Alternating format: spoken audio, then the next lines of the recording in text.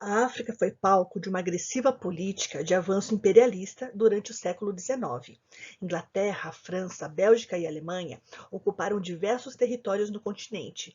Portugal e Espanha mantiveram no local algumas das suas antigas possessões coloniais.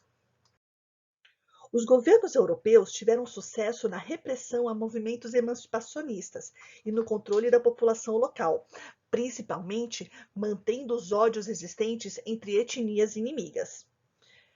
Isso começou a mudar durante a Segunda Guerra Mundial. Regiões importantes da África se envolveram no conflito por conta do avanço das forças do eixo no continente e das ações posteriores de aliados para recuperar o controle da região e iniciar a ofensiva na Europa. O envolvimento da população africana na guerra contribuiu para o fortalecimento de sentimentos nacionalistas da elite em várias regiões do continente e estimulou a organização de movimentos emancipacionistas, iniciando-se a luta por independência, que enfrentou forte oposição das metrópoles europeias. Para entender o processo de emancipação política das colônias africanas, é importante pensar na organização de um movimento político que promoveu a aproximação de diferentes lideranças e setores da elite de várias partes da África. Esse movimento recebeu o nome de Pan-Africanismo. Duas entidades foram criadas para lutar pela emancipação dos territórios africanos, a OUA e a Liga Árabe.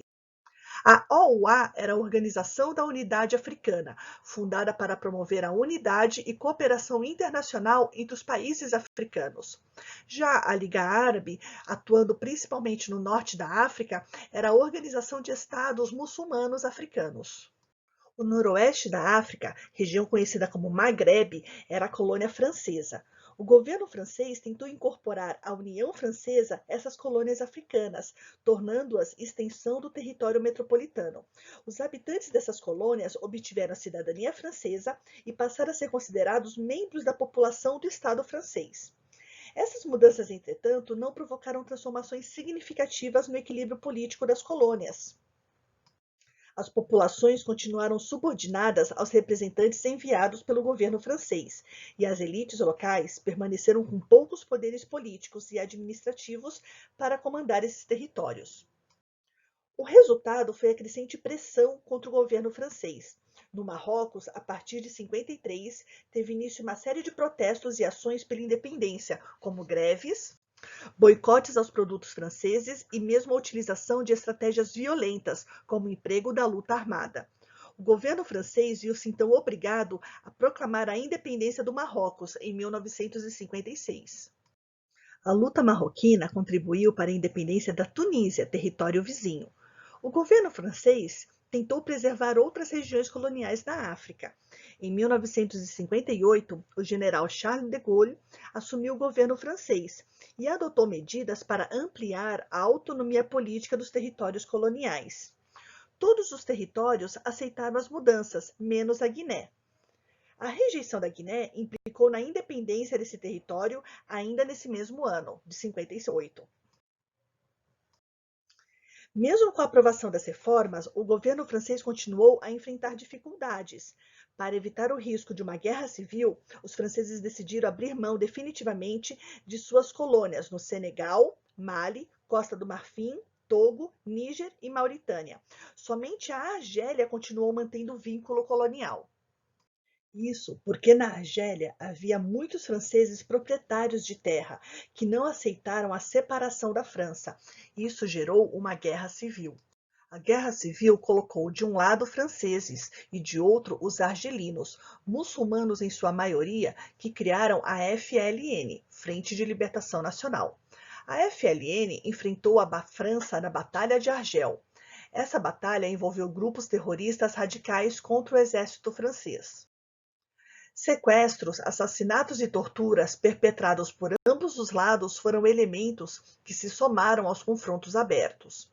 A Guerra da Argélia proporcionou a libertação do domínio francês. Em 1962, o presidente francês Charles de Gaulle reconheceu a independência argelina. Ahmed Ben Bella foi eleito presidente da Argélia, representando a FLN. O Congo era colônia belga, região na qual os colonizadores implantaram um regime de terror e escravidão para explorar minérios e borracha. O movimento pela independência teve início em 1955 e foi liderado por Patrice Lumumba. Após a independência do Congo, fundou-se a República Democrática do Congo e Patrice Lumumba foi eleito primeiro-ministro congolense. Várias corporações inglesas e belgas que investiam na exploração de cobre, cobalto, diamante, ouro e outros minérios estavam temendo uma nacionalização de suas empresas, ou seja, temiam que o Congo adotasse um regime socialista, pois o país estava se aproximando do governo da União Soviética. Iniciou-se assim uma rebelião contra o governo de Lumumba. Lumumba foi sequestrado e assassinado num golpe de Estado financiado e apoiado pelos Estados Unidos, iniciando o governo ditatorial de Joseph Désiré Mobutu, que durou de 1965 a 1997. Mobutu foi sempre financiado pelos Estados Unidos e pela França, em troca de seu anticomunismo e pela liberação da exploração capitalista ocidental das minas de minério do Congo. O ditador, nos seus mais de 30 anos no poder, instalou um dos governos mais cruéis e corruptos do Congo.